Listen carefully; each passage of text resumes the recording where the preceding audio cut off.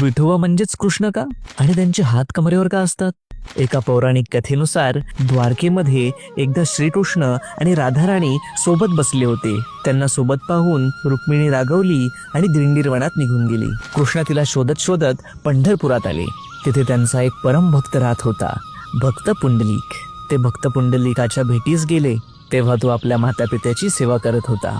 त्याला कळलं देव दारात आले आहेत, पण तो म्हणाला, देवा, मी आता आई वडिलांची सेवा करतोय, पण तू हीच सेवा मान आणि थांब जरा.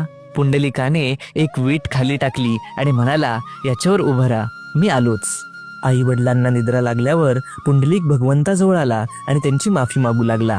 त्याची मातृपितृ भक्ती पाहून भगवान श्रीकृष्ण अतिप्रसन्न झाले आणि त्याला वरदान मागायला सांगितले. तेव्हा पुंडलिक म्हणाला, भगवंता, तुम्ही इथेच राहा, तुमच्या भक्तांवर तुमची सावली असू द्या. आणि बघा, देव खरोखर तिथेच उभा राहिला, हात कमरेवर ठेवून, भक्तांच्या सेवेला मान देऊन.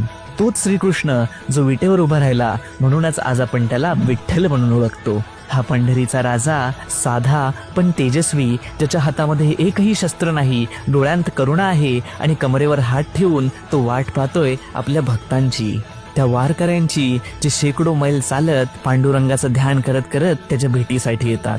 मग तुम्ही कधी जाताय विठ्ठलाच्या भेटीला? कमेंटमध्ये नक्की सांगा.